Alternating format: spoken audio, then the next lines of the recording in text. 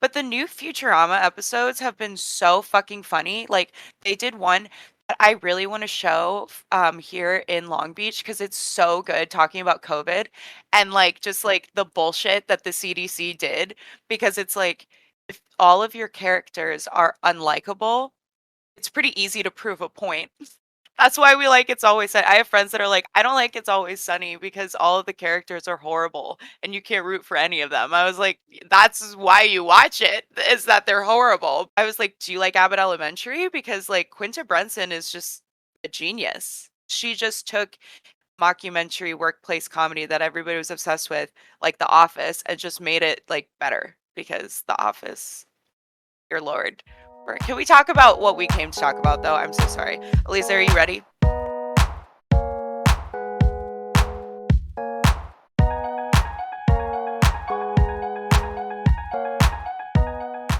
Hi, everybody. I'm Aliza. And I'm Mary. And welcome to Brat Chat. Because as Charlie XCX tells us, Brat, like this podcast, is for the people. And we're two brats that love chatting, so stick around.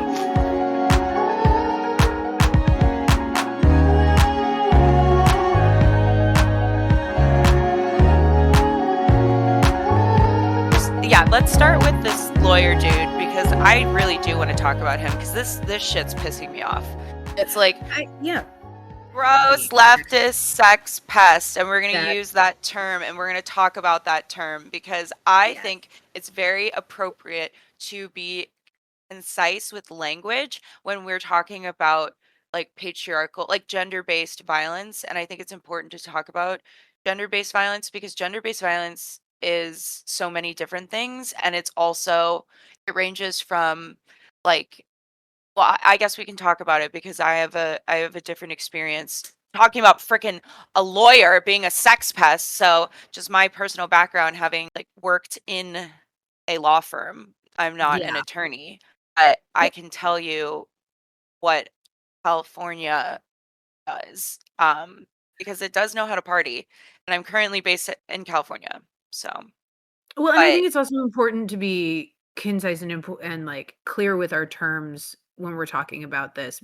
because like it's integral to our politic to have a clear basis and understanding of how we're framing an issue. And yeah, I was gonna say, I also think that like I know a lot of people who follow this guy, and I myself, I don't know. I have seen this guy's stuff, and I know other creators who have platformed him, and I just like I can't have another freaking repeat of David Dobrik and Cody Ko. Like I'm so over it. And we could talk about all this stuff, but it's like it's really hard having certain I've had to cut back on like news consumption anyways, just for like my own like health and well-being, and I have taken the advice of like a lot of like local journalists who I trust, and it's really shitty to have like cool lawyers out there that you can like refer people to like that do know your rights information. Like know your rights information is huge right now, and like they don't the cops don't, they have undercover cops, but like nobody's doing that. Like nobody's an undercover cop doing that shit anymore. They have other ways to like fuck with people. Yeah. And the creator that Mary's referring to is right just because we we had to re-record the opening.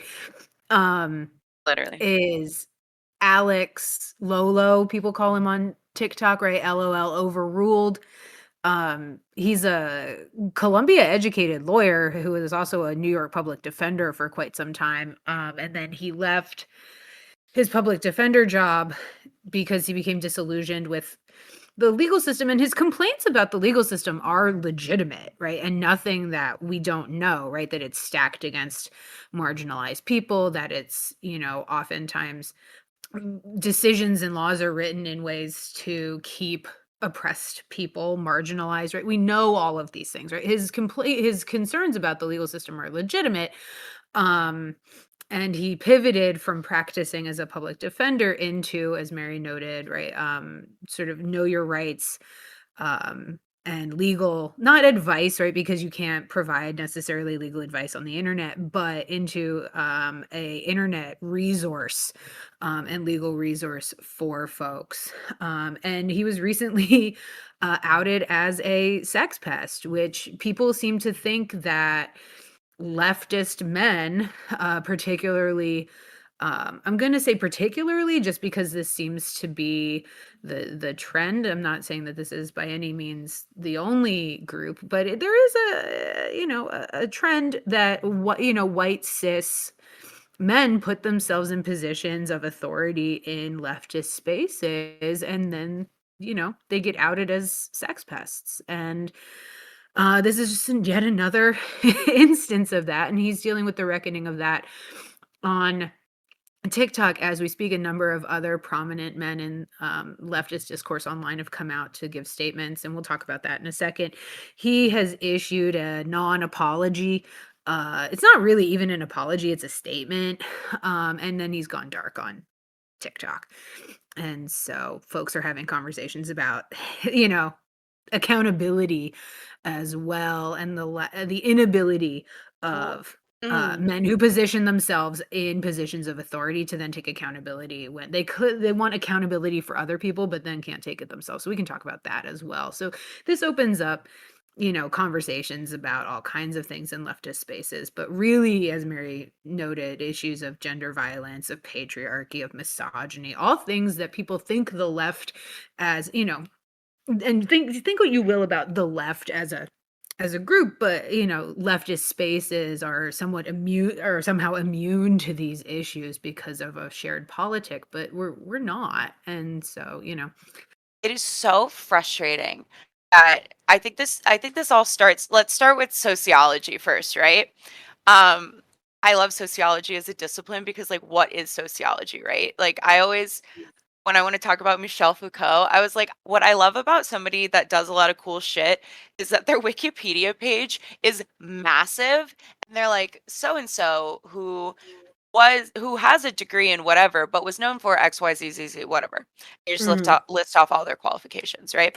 And Michel Foucault is trained as a sociologist, and I find that history and sociologists usually are fucking spot on about shit, right? It is so unimpressive to me that somebody who went to Columbia works at the New York City Public Defender's Office. Like, no shit, little white boy, you should be working in the public defender's office because clearly you have family money and clearly you can afford a very good education, and you probably were learning from amazing legal professors who do this type of work, and they basically do it for free because they don't have to do it. And then what? You got a little popular on TikTok. That's so embarrassing. Everything about this guy is so embarrassing. It's so predictable, it's so embarrassing.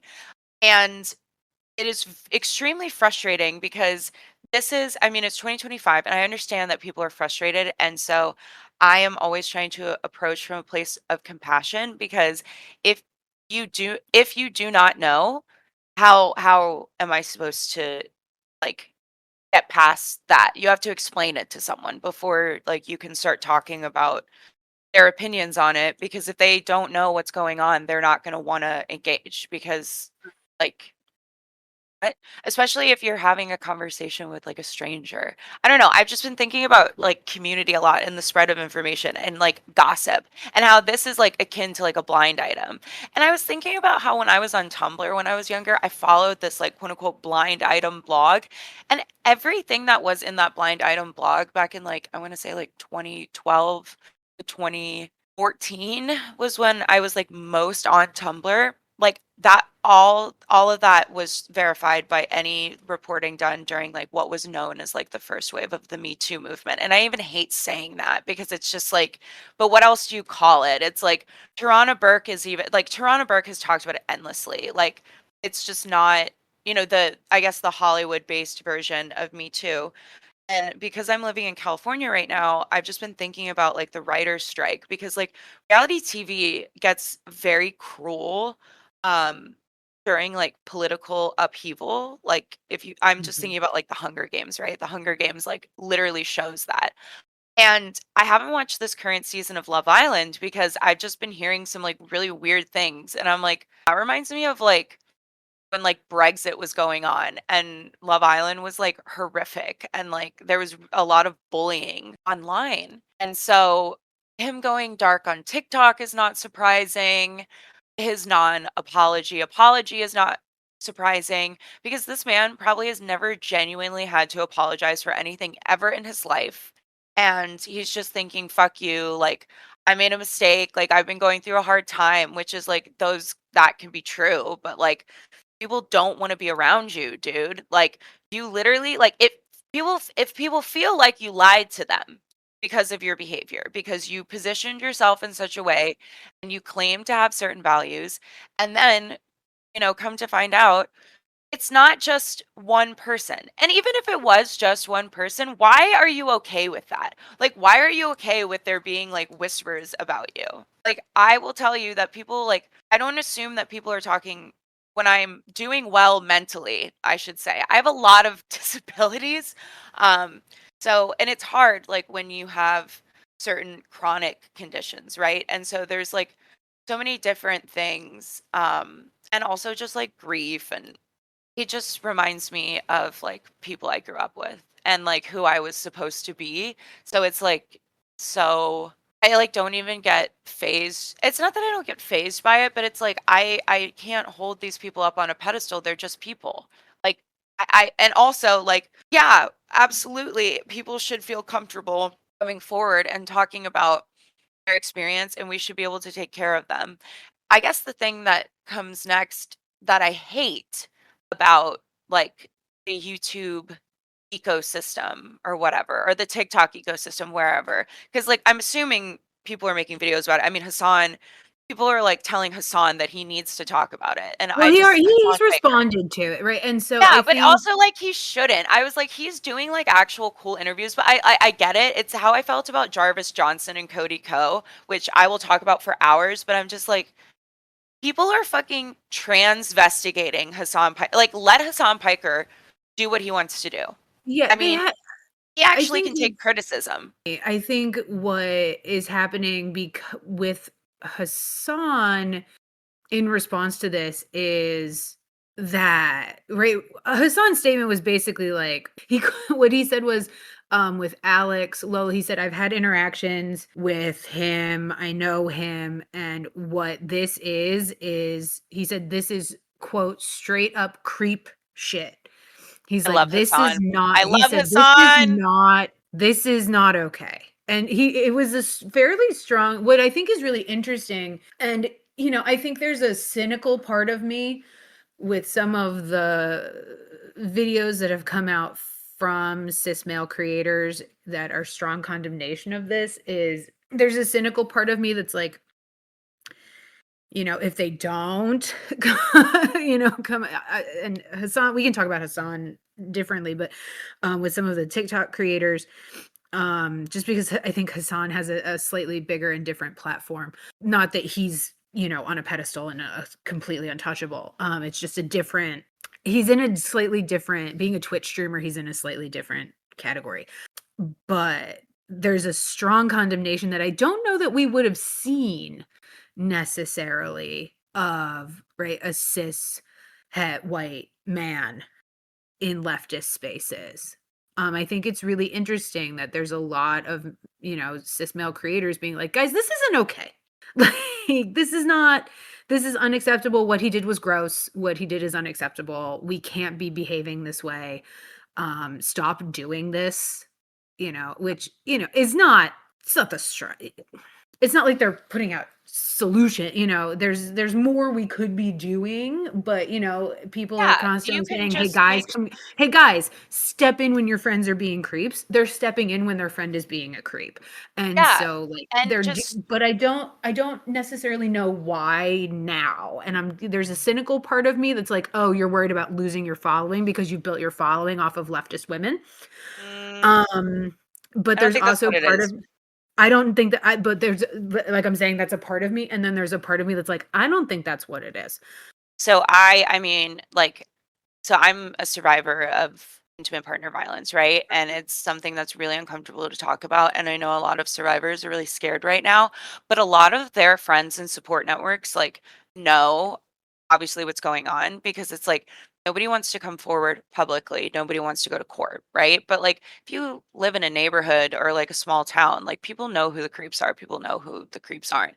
Because like that's the thing, like having a reputation, if you live in a community where everybody respects and values each other, is like you would probably have like a pretty positive representation. And like it's okay that other people perceive you, and that like sometimes your actions can hurt other people, and they're allowed to talk about that, and like they're allowed to heal however they want, and sometimes like you don't have any control over that, which is horrifying if you have like any sort of complex trauma, which a lot of people do.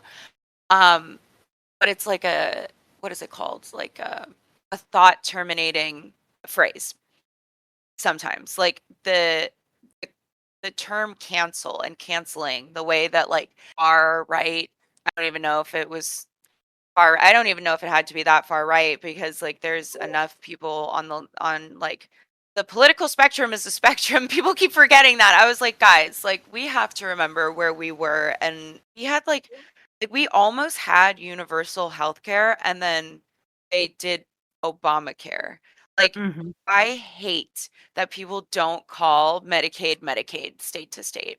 It's so weird that they don't call it Medicaid, because you need to explain to people that they're going after Medicaid. You need to tell people that birth control is HRT, because they're going after everyone who accesses hormones.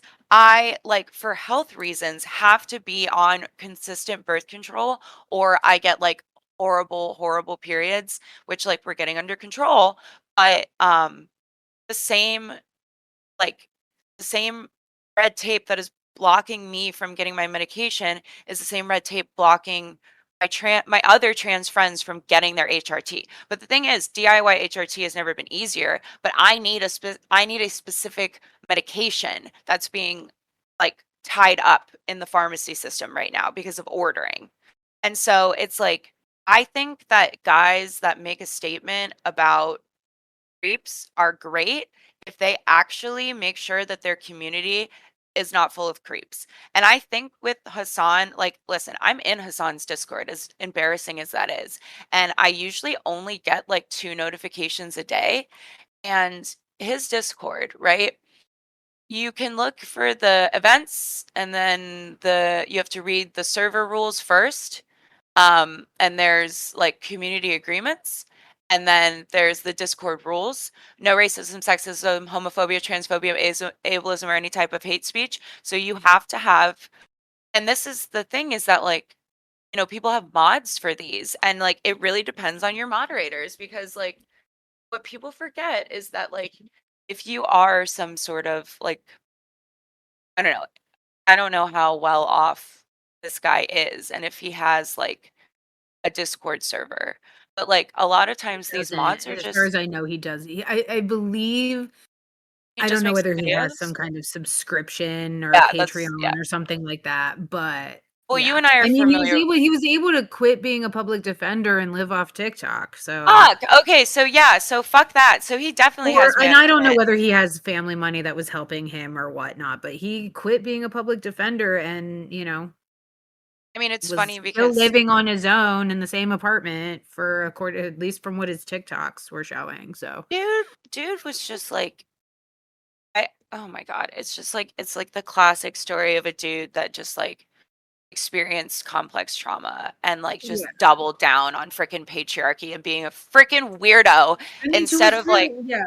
What's really interesting about I mean, there's yes, to what's really interesting and I think where the well, he lied, right? And so I think a yeah, lot of people are feeling that there's this issue with on the left with men who put themselves in positions of authority and brand themselves as safe in particular ways, like they brand themselves as anti-patriarchy or they brand themselves as um feminist men or things like that, and then oh, he's also a sex pest. Right? And so there's this sort of like facade that people feel these men are putting on that doesn't align with the values that they say they have.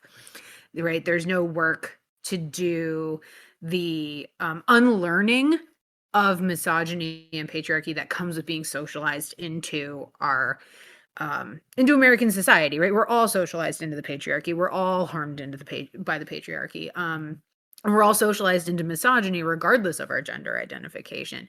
I think this was yet another the reaction on TikTok seems to be, "Oh, look, another cis man who said that who painted himself as safe, and it turns out he's also not." When will they stop lying to this is why, and this is why women choose the bear, you know? Stop listening to the white men. Stop listening to them. Diversify your feed. Like so many people, Yeah. that's the thing is that like it didn't, I mean, I was just like, I I like rolled my mean, eyes yeah, at and the yeah. news. Reb Maisel is right there. And Amani Barber. There are people who are qualified, who are good public speakers who like, I think that's what it is. I think it's also like an information access issue too. Cause it's like, dude, I mean, you're still on TikTok. I'm not on TikTok because I'm a boomer. And like, I literally think I got locked out of my account and I don't know how to get back in. I am literally only on Instagram and like I'm having fun on Instagram. People are like, I don't want to go back on Instagram. I was like, yeah, I know everybody left Instagram. It's kind of weird, but it's like it Well, literally went Meta back. ruined it. Zuckerberg ruined it, so he bought Oh yeah, Instagram, and Zuckerberg it ruined it, ruined but I just keep it. I have my private account now, and so my account's private, and so it's just all my friends who like are still on Instagram just interact with me. I just do it like that. Like they accidentally created the digital commons by flooding it by with so many Nazis. Yeah, in some ways you can diversify, but you're still fighting the algorithm in a lot of ways. Um, and which is it's fair to do, but I don't think diversifying what you see on TikTok is going to solve the systemic issue Yeah. It's not. But I of just mean like people gross being men on like, the left, no, right? I Like, think I yeah. think I think for the people that are like, why am I feeling betrayed? I'm like, go find someone else. Go find someone else. Like you don't yeah, know but this person. that's not right. If they go into leftist organizing spaces, they're going to Right. continue to encounter this because it's a Right. systemic Right. issue, right? They can find people on TikTok, but they're not they want but if we need people to organize and we need people to get involved, this is you and I have encountered this in organizing spaces, Oh right? yeah. Where like white cis het men have painted themselves as having particular values, and then turns out, oopsie daisy, now they weren't sex pests, but, like, Oopsie daisy. They're oopsie awful. daisy, turns out they're misogynists and they're Yeah. awful, I think you have and, to be very you clear know with your community agreements and actually enforce them. I think that's the biggest problem is that there are groups where people, and we've talked about this so much, like bystander intervention training, right? If you feel uncomfortable with conflict, you are not going to be helpful when somebody is like being bullied because Yeah, you have to intervene. Like you're not if you're afraid of conflict, cop watching is probably not for you. Neither is like jail support or court support, which is fine. But it's like you can't expect to go. I just mean that like for people, and I'm talking about like the entitled like feelings coming from like patriarchal like chauvinistic behavior, right? I'm not talking for the people that like want to be safe. Like a lot of spaces that have been created and cultivated by gender marginalized people. And so then it's like the dudes will come in and be like, "Oh my god, look at this amazing stuff that you built. We don't like it though." It's like, well, you didn't fucking build it. So here are community agreements, but you have to have like people need to feel comfortable in your space. And the only way you do that is by building trust. And nobody is going to trust you if you let like a misogynistic weirdo like dominate conversations or like whatever. It like there has to be some sort of community way to address that. And I worry about online censorship and I worry about what information people are getting because I'm just like, well, how did this guy get radicalized into like a weird accelerationist? Because I'm just like, did he always believe that? Like, did he I think whatever? It's like, yeah, I can't speak to that. I wonder yeah, if he burned out on being a public defender. I not to probably, well, yeah. I mean, absolutely to blame being but I wonder if he in burned New out York, yeah, like being a New Jesus. York public defender, and then he was like, "I don't see what the point of even" like, he's actively telling people not to go to law school, he's actively telling people not to engage in community organizing, he's actively telling people not sometimes he's telling people not to go to college because there's That no literally point. sounds like Jake Paul. Like, Which is kind of literally, I mean, yeah, but it's like like, Jake I Paul I said think that, that remember? Like, yeah, no, I remember, but I also think there's a big difference that he's not a that, like which and again, TikTok is there's so much room for critical engagement on TikTok, and there's so many people doing it really well, but there's also so much lost in the sound bites that come from TikTok, and I think just in general, there's a real and again, I love TikTok. I get frustrated with people's lack of critical thinking, but, like, I work with young people, and I do what I can. But there's so much nuance lost in that conversation because TikTok doesn't allow us to have it unless you watch all 15 parts of the 15-part conversation, right? Unless you watch what? all of the playlist, Oh, I right? would. I did that with Reese I do Tisa. too, but not everybody does, or the algorithm doesn't like it shows you part 5 and you're not gonna go back and watch all of them, right? I hate these And algorithms, dude. It's they're yeah, they're I have to remind people that they're made by weirdo Nazis. Like, the tech yeah, the bros who are making algorithms them are yeah. Nazis. Yeah, the algorithms are already rigged and then to suppress particular content, and then when you do find some of that content, you're only getting parts of it and it's not giving you the space for nuance. And so when he says things, when people like Alec Lolo say things like this, sorry, my nose is running and I'm trying to like contain the snot in the middle of my like rant. When he says things like there's no point in going to law school, there's no point in any of this.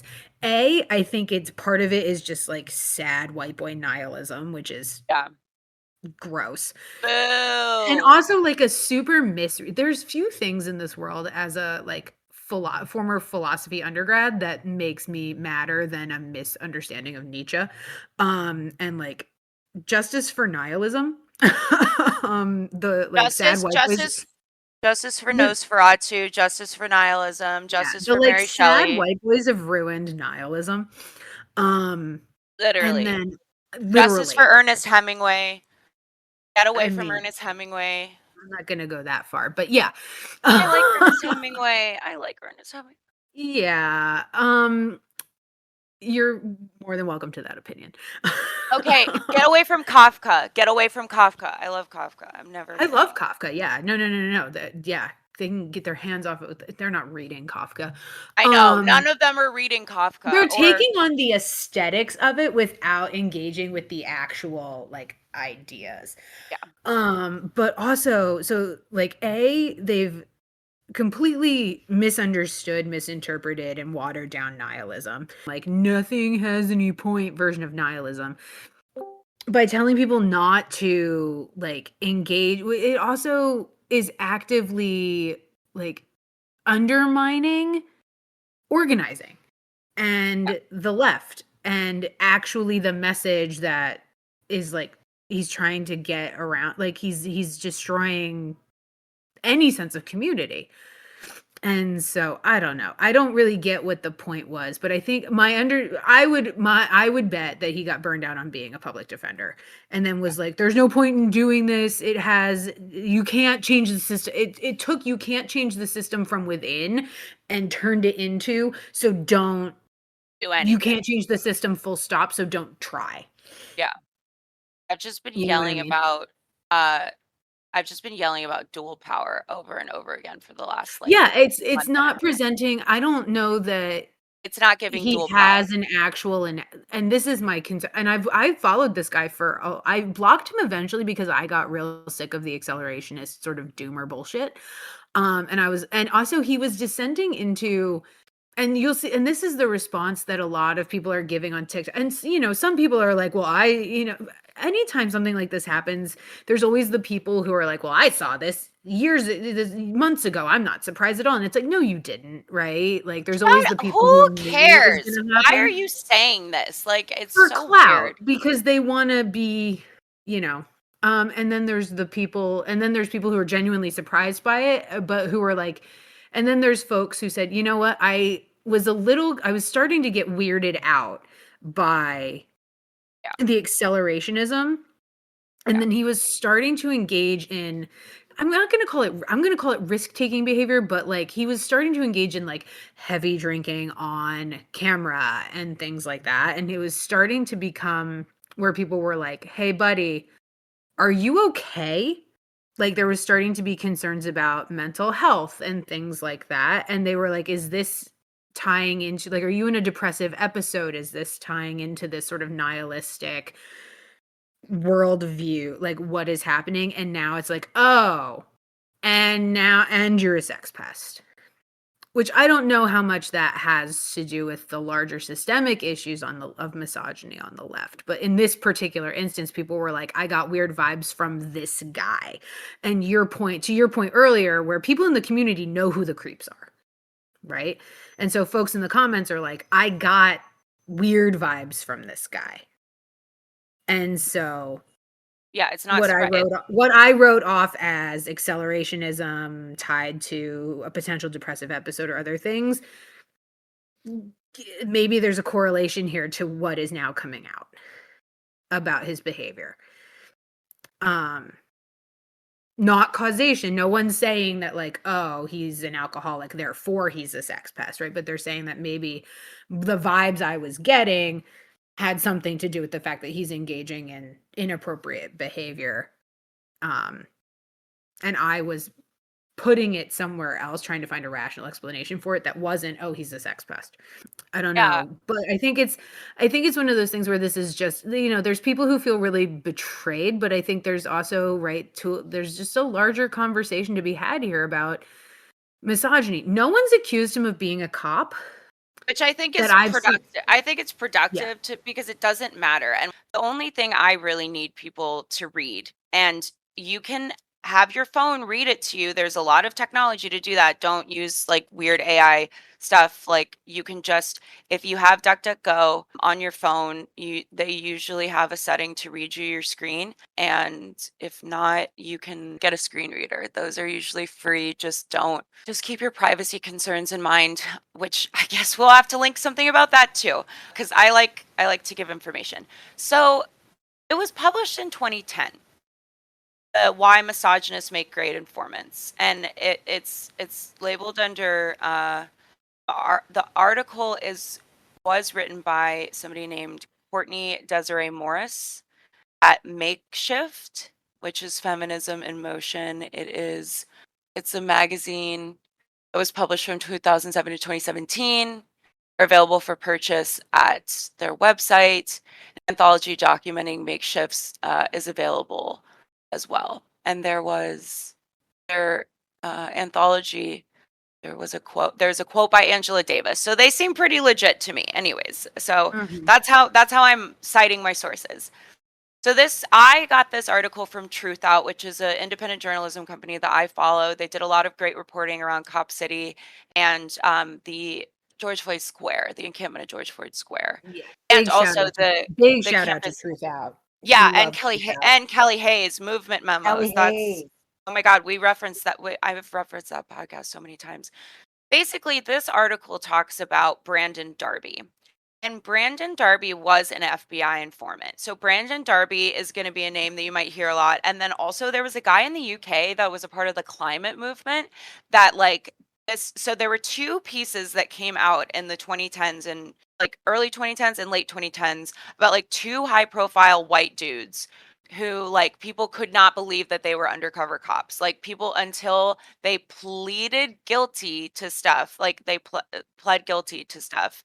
But like they also didn't because they're undercover cop. You know what I mean? Like it came out during like the other people's trials, like not the cops' trial. Like the cop testified against them, and it made people very paranoid. And so, a lot of people, if you are studying certain texts written in the like I guess like starting in the 60s. I mean, when did COINTELPRO become a policy, right? Like if you're reading things that were written during a particular time, that's why like I don't understand why people keep saying that things are Orwellian. I was like, we don't have a more current reference than Orwell. Like, what if people haven't read Orwell? Like, because 1984 is a banned book now.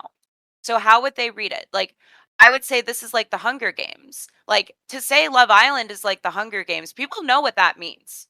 And like there has been a lot of times overcorrection in the entertainment industry specifically in response to like labor rights and like safety concerns, right? And so like reality TV is the product of that.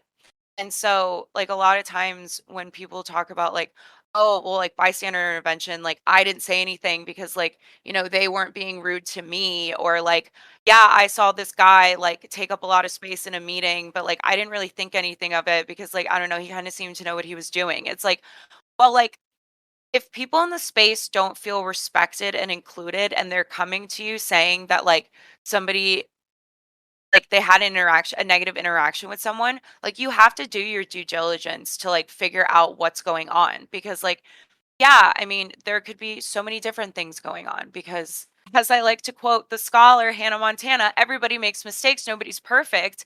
And there is a spectrum of harm. We're not saying being an asshole in one meeting means that, like, we're going to tar and feather you. But, like, we are going to have a conversation about it.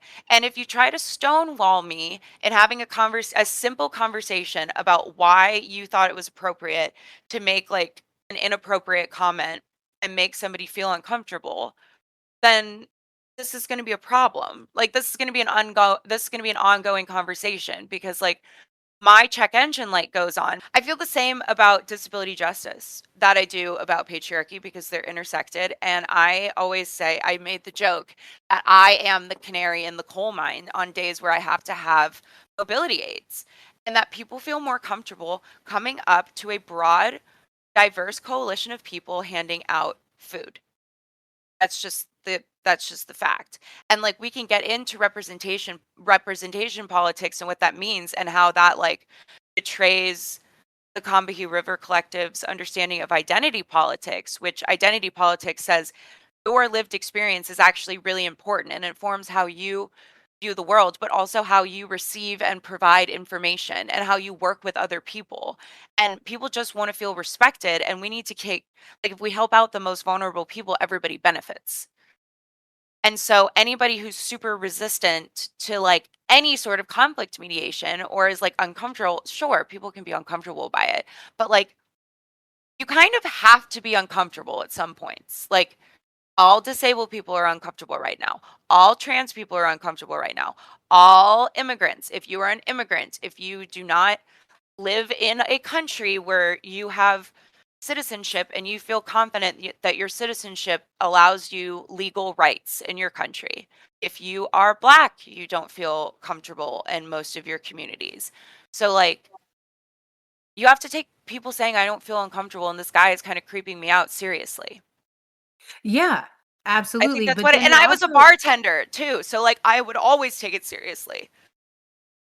yeah, and I think it's also then incumbent on the person who is the subject of the discomfort, right? The person who is making others uncomfortable to then also if you're in an organizing space with someone or you're in any space with someone, but I'm going to because we're talking about, misogyny on the left and everyone thinks that misogyny only happens in far right and sort of MAGA and manosphere sort of spaces, and it Ah, doesn't, right? And that I ah, think is the larger point that has come up on on TikTok is like, oh look, it's once again a white cis het leftist man has painted himself as safe, and then turns out he's actually a creep. And what do we do about people's actions not matching their values? The point is that when people start to point that out, it is incumbent on the person to either align their values with their actions or you can't, somehow make amends yeah, with you that can't. with the people they have harmed, right? There's conflict resolution that needs to occur. And what form that takes depends obviously on the harm that has taken place and to what extent people are willing to engage. And what we've seen with Alex Lolo on TikTok is that he's gone dark. Yeah. That's Which your is like answer. and which is also, like, frankly, what we've come to expect in online spaces is people just don't engage, and I think that's a feature that the internet allows is for people to just check out of accountability and resolution because it's a false sense of community. Relationships with people like Alex Lolo who builds hims who presents himself as a resource and talks to people in a very particular way, but like ultimately relationships with him are very parasocial. He's not really anybody's friend and he's certainly not anybody's lawyer, but he presents himself as a comrade and as a political ally and as a person who is sharing in a collective struggle. But when the going gets tough, he fucking gets gone. And because he can't face the consequences of his own actions, which part of that is reputation loss in public space. So he just goes dark and disappears, and then people are like, "Of course he did," because he doesn't wanna have to face all of us. And it's like, is it that, or is it that he doesn't really care about the community because this isn't really his community? Um, Yeah. I can't speak for him, I'm not him, but I think the internet allows people to dip out of actual conflict resolution because we're in community, and I think the internet allows for remote community building in ways that for certain populations can be really great. It certainly has it right, it allows remote organizing allows for disabled comrades to engage in organizing in ways that otherwise wouldn't be accessible. It allows for folks to do organizing over long distances that otherwise would be really difficult to do. I think it allows for mobilizing in really great and really important ways. And it connects folks. And I certainly wouldn't say that we shouldn't build spaces and relationships over the internet. I'm just saying that I think it also the flip side of that is that sometimes particular relationships feel more, I hesitate to use the word real, but You have you to know. trust people. There needs to be some sort of establishment of trust, and I think that, like, Exactly, yeah. isn't the therapy term, like, voluntary disclosure? I think that's kind of what it is. It's like, how do Yeah. you create voluntary disclosure? How do you create community? Well, I think they're also just uneven, Yeah, right? Like some people are more invested in what feels like community, and then other people are like, well, now it feels like I'm losing people, so I'm just gonna dip. yeah, and that's not Right, cool and that either. happens in real life too, but it's a little harder to do when you have to interact with those it's a little harder to dip out of a friend group when, Yeah. like, you see those people every day, you know what I mean? Yeah, and that's, Um, like, that's how it's very easy to lose friendships because of major life events, you know what I mean? yeah, and so but, like, it's yeah, it's a little harder to lose a friend group when, like, you have shared social activities and you Yeah, have to, like, see those people because they're going to unless you just, like, stop going to all of your unless you lose a major part of your social life, right? And so some yeah, people are willing to do that when all you have to do is turn off your TikTok and start a new one under a new username, it becomes a lot easier to, like, check out of an entire community. yeah. And If I don't want it, avoid accountability, which is the whole point of what I'm trying to say, is that in doing so, you avoid the actual work of conflict resolution and therefore the building of trust that you're talking about, right? Because trust involves repair after harm, right? After rupture. And I think too is one of the issues is and where some of the where the commentary about this seems to really end. It really at least and maybe it just has not been on my algorithm the last couple days, but the videos that were coming out immediately after the disclosure was like, "He's a sex pest. This is awful. Yet again." and there was a bit of a gendered split between it, right? The cis men were really like, guys, this is not okay. We can't keep doing this. Like, what's happening? Why are we doing this? This is act like there's no excuse. Like, there's no one should be making excuses for him. We've seen the evidence. This is actual creep shit. Like, this is awful. And then the other sort of flip side to that was not surprised, but disappointed. But there wasn't a whole lot of discussion of solution or resolution about, well, what do we do? It was kind of like, nope, we're cutting him off. Like he's turned off, he's gone dark, and we're taking that as no accountability. So we're removing him from the community. Okay, but then you have to do it for everyone. You need to hold the Exactly. line for That's what I'm everyone. saying. Then And we you do need to that for hold the everyone. line, and you need to hold the line for, I mean, and I think that there are some creators that have been good since 2020. They've been like, listen, no, I think Hasan is a good example. Hasan is a person who's shown growth, and I think Hasan said everything that he needed to say, which is he himself has been criticized in the past for just having like a very like misogynistic, like broy fan base, and that like people who like gender marginalized followers just didn't feel like comfortable in his discords and stuff. And he was the only person, journalist, the first, I think. And I'll call him a journalist because what he did was journalism. He went and interviewed Well, the and incarcerated he firefighters. has a degree in Yeah, communications. yeah. He started the Oh, Young yeah, Turks, for call it what you will. I don't like it, but like call it what you will. It is an online news organization. yeah. Like he's a So many, journalist. but so many people did that. I would consider Smosh to a certain Yeah. extent because I if you mean, call BuzzFeed, if you call it's news and commentary. Hello, Yeah. BuzzFeed. Hello. BuzzFeed did some Yeah. of the best journalism, and then they went after BuzzFeed, and it was like, no, it's cringe, it's chuggy. I was like, I think that the creators of BuzzFeed are feeding into some of these campaigns because why do you hate your employees so much? Yeah. Like, and we could talk about that. I BuzzFeed. mean, and we've referenced people in this conversation on this call already who started out on BuzzFeed. Like, Yeah. I mentioned Quinta Brunson. Quinta Brunson is a freaking like she is one of my favorite creators, writers, because I'm a writer, right? And oh my gosh, she's so funny. Her and Issa Rae are so funny. And I started watching Quinta on web series, and Issa Rae had a web series too, because like the internet used to be very democratic. And that's like why all of these crypto bros started investing in it because they're all freaking weirdo libertarians. And so it's like, okay, sure, sometimes weirdo libertarians can be pushed to the left, and they often can be. I But have a soft spot for weirdo I do libertarian too. I do too financials. because I grew up in the DC metro area. I also grew up Catholic. My family is very pro union. Like my extended family is very pro union.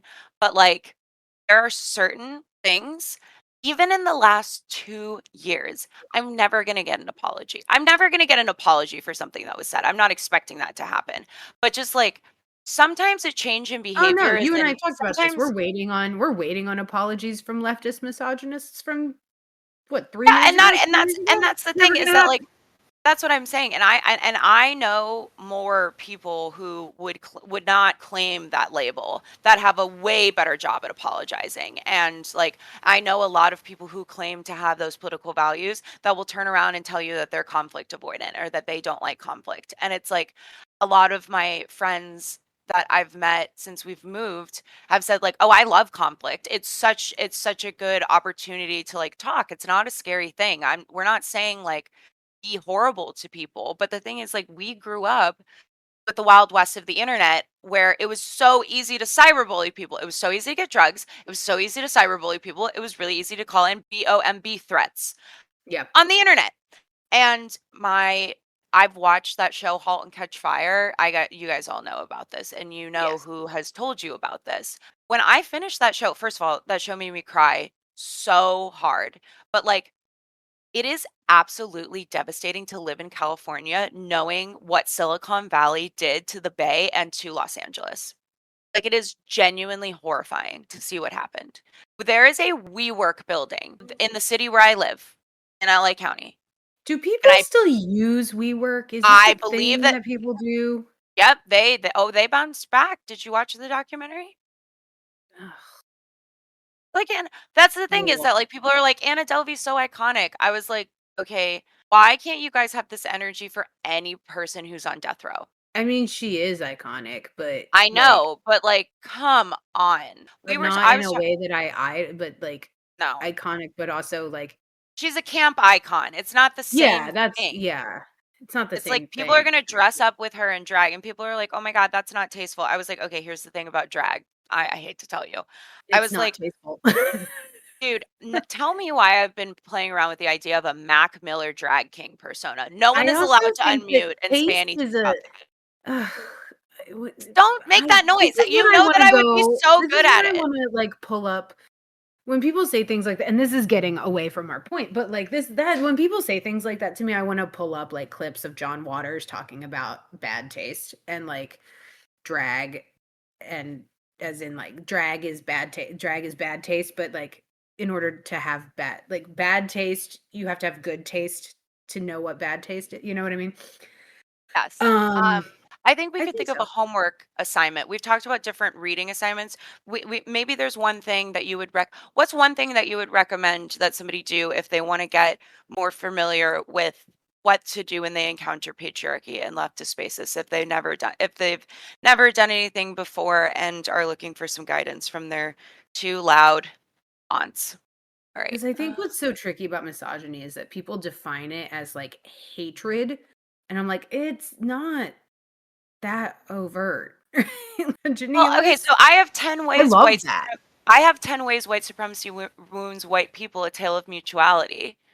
Ah, And that's from American Friends for Service, Quaker Action for a Just World. This was published in 2016. that's fabulous. I found it. It was linked on Tema Okun's white supremacy culture, but I could just do. So I think I mentioned I think I mentioned the phrase white supremacy culture a lot. So there is an article on Tema Okun's blog called "What is White Supremacy Culture," and it goes through intersectionality. It goes through, yeah, and it's not even that long. Yeah. Okay, so this is going to be your homework. Yeah, You can I think this is great. Yeah, because I think in order to I mean, talk about page. we could talk more practically about things like if you encounter you know, if you're in a conversation or if you're in a situation where you think someone's being misogynistic, what to do, but first you have to Oh, be able yeah, to identify like you that's yeah. why misogynists make great informants. We'll talk Yeah. about that, but it is pretty dense. But there is a quote that I like, and maybe we can end with this quote. But I also think it's important to, like, be able to recognize the intersections of, like, misogyny and white supremacy and all of, you know, what is Anybody being who served. is quote unquote anti gossip or talks about gossiping a lot, I would say that is a red flag. And there's a quote in Why 100%. Yeah. Misogynists Make Great Informants. And this is what I talk about when I say democratic access to information. So this is the thing. There are many resources for confronting this dilemma beyond books. The simple act of speaking and sharing our truths is one of the most powerful tools we have. I've been speaking to my elders, older women of color in the struggle who've experienced the things I'm struggling against, and swapping survival stories with other women. In summer 2008, I began doing workshops on ending misogyny and building collective forms of accountability. And then they named the practitioner. The author of the essay Killing Misogyny, a personal story of love, violence, and strategies for survival. We've also begun the even more liberating practice of naming our experiences publicly and calling on our communities to address what we and so many others have experienced. I think that's a good quote. And that's I think it's in a good Why quote. Misogynists Make Great Informants. And it looks a little dense, so people might not like. I would say that, like, if you're reading it on the screen and it looks dense to you, print it out if you have the facilities to do so. If you like it on the screen, do it. Have your screen read it to you. Like, you can treat it as a podcast. Sometimes I will even summarize how long of a read it's going to be. I really do like that a lot of traditional news outlets do the little daily digest, like news previews in the morning as podcasts. I know NPR has been doing them forever. Yeah. It's really helpful, especially with, like, international politics. But, I Yeah. mean, No, I like them too. find a publication. Maybe your homework this weekend, in addition, so we've got some readings, check them out. Maybe your homework actually is find a journalist who or a journalism collective who you trust. Because I think that's the like that we talked about betrayal with this loser Alex Lolo. It's like, hey, don't listen to this guy. Reb Maisel, Reb for the rebrand. Yep, She's great. amazing. Reb for the rebrand, love her. She's great. Reb, She's on TikTok. I would argue that Reb is a lawyer, Reb is a right? lawyer. Reb She is a is a lawyer. lawyer. Reb is not a journalist, but Reb No, gives really great legal legal advice. analysis. And know And your rights. so, yeah. Public. She's And not know your your rights lawyer. information, right? Yeah. Yeah. So Reb's a great legal resource and legal gives great legal analysis. National I would not call her a journalist. No, National Lawyers Guild is great Yeah. for legal advice, but Truth Out truly for me, that's my go-to. On TikTok, again, not a journalist per se, but definitely great commentary. She's a YouTube. Her name is, I believe, her actual first name, her given first name is Angela. She goes by Park Rose Permaculture on YouTube and TikTok. Her area of interest is actually like permaculture, right? Which is tied into Oh leftist my God, politics. Dr. Fatima. Um, I'm thinking about Dr. Fatima too. yeah, but she gives really great commentary, like analysis of commentary on current political events, and she stays very, very up to date with breaking news. And so I find that she's really great. And so I think Legal Eagle Legal has Eagle's been good. pretty good.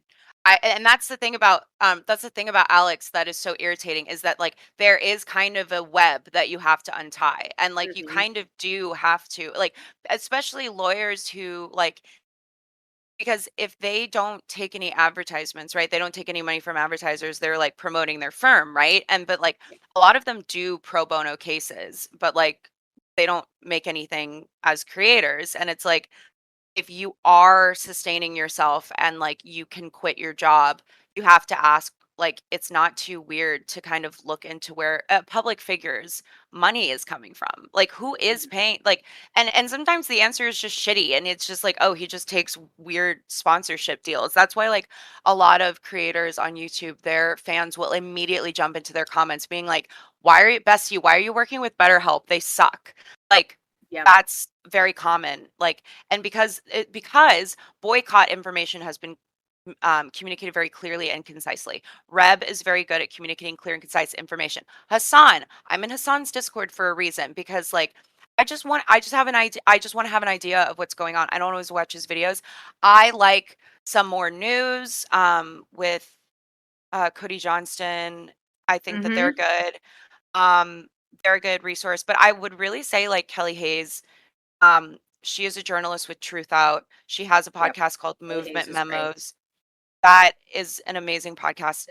The Truth Out, they have Yeah. you can sign up to their email list. And so just like, you know, if you're doom scrolling too much, maybe your homework is stop doom scrolling. I don't know. We might have, I think in summary, we have two homework assignments. Stop doom scrolling this weekend and also find one journalist. I'm not saying like you have to stop at one, but it's like, can you find one journalism collective that is reporting on good information? There's some really good ones. Stay away from things like Midas News. Um, because like Midas News as an organization, fine. Aaron Parnas for a while. I think he finally got deplatformed or he's gone. He's just not producing as much. But his dad is Lev Parnas, who is a major MAGA supporter. Oh yeah, But yeah. he's a Zionist. He's like, I'm completely separate from my dad. Um, and so, um, so his politics are I mean, he's a Zionist, so his politics are dog shit up to in that instance. But like, he's also like, I'm on the left. I'm completely separate from my dad, and then it's like, you suck too. Yeah. But Well, a lot of people were like, this is like great, independent, hard hitting journalism, and it was like you're just regurgitating New York Times yeah, breaking news. yeah. And so I would just be wary of what folks are calling independent news outlets and who's offering actual commentary beyond just like giving you headlines regurgitated. Yeah, so we're gonna link everybody that we're naming off the cuff here in show notes. So I think that's going to be, we're going to call it a wrap. In summary, Aliza, let's pretend that we're giving our friends here one piece of advice. They're going to go to a meeting and they don't know whether these people are like going to be cool and not sexist. Because it's almost like, because it's like how they say like finding a therapist is like dating. It's not like Yeah, dating, but it's like, how do you like, you are trying to build community. Like you have to, it's reciprocity, but like you have to I feel would comfortable in the yeah, space. I would pay attention to the distribution of speaking time. Who's taking up the space? And if you can go beyond that, you can look at it in terms of who's talking the most, but if you can go beyond that, who is driving the conversation and who is shifting the conversation, right? Yeah. But like I would absolutely look at how are they structuring meetings, right? Because Mary and I were in community with an organization that used a meeting structure that very consciously placed marginalized groups at the forefront of conversation. And so, which I thought was really, which was tied to that group's values, and I thought was a really smart meeting organization structure. But we've also been parts of groups where that was not a conscious meeting structure decision, and then those groups were dominated by people who turned out to be raging misogynists. And They weren't they undercover were not cops. undercover cops, they're just shitty people, Yeah. and those groups are now defunct Yeah. because of partially because of that. And so I would that's my recommendation is for your first meeting, spend some time observing how the meeting is structured and how what the distribution of speaking is in terms of who's taking up the space and how the rest of the group seems to be responding to that. Maybe ask one or two people about your observations and be like, is this typically how this works? I'm just curious about how these meetings run. Was that, typically how things go? Right. Especially if you see one person dominating conversation. Yes, I agree with all of that. I would recommend stop hate following people on social media. It's fucking up your algorithm. Oh, It's yeah, going to that get too. weird content on your feed. And I have been seeing way too many people liking and sharing memes from photo sets where I scroll to like things in and I straight up see the R slur. And I'm like, okay, what the hell is going on? I was like, guys, are you serious? Like, this is so ableist. Yeah, we don't need to reclaim that. Let's Like leave the nobody arser where it nobody in the community is reclaiming it. Literally no one in the community is reclaiming it. And no, but like my biggest thing is like don't hate follow people. Don't hate follow people. Um and like try to bad for do you. Stop doing it. yeah, try to get news from people who you trust because it's like if you're like you can know about what's going on from people who like will provide you with like clear, honest and accurate information. We don't have to we do not have to trust we do not have to withdraw our trust from everybody. We do not like go black, withdraw ourselves from the world, withdraw ourselves from community. That's not what we're saying to do. And I'm also not saying to get off social media. I think that like I am a disabled person that's sometimes like not able to leave the house. I'm never going to tell people like, "Oh no, you should delete your Instagram." I think Yeah. that it's unfortunate that these tech bro Nazis came in and ruined the digital commons, but other than that, like, Yeah, uh I would by no means recommend no. unless you feel that Unless social you have media is to. yeah, If it's unless you feel like becoming a it's problem. detrimental, yeah, And here's the then thing. If you're trying to think about like, "Oh, I don't know if I can find a reliable source of information on my Instagram feed," I would say that's a good check engine light being like, "Okay, so what's going on your account? Like what content are you engaging with?" And like don't engage with that content if you don't like your Instagram feed. That does not mean that like you completely isolate yourself from what's going on in the world, but it's like are you getting a bunch of rage bait on your feed because you're interacting with rage bait? Maybe stop interacting with rage bait. It's going to make you upset.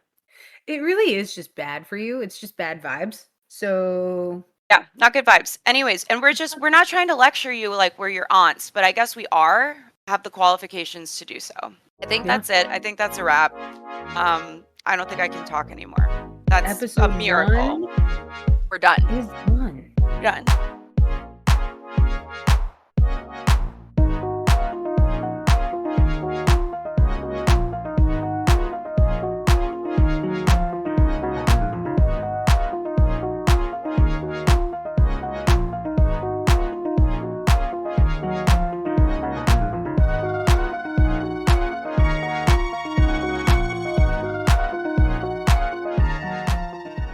The Mac Miller drag. Okay, so here's my thing. What would be so wrong if I have potentially choreographed most of a Mac Miller drag act? And what song would I even pick? Because there's actually 3 songs I could have picked, and now you have to guess which song I picked.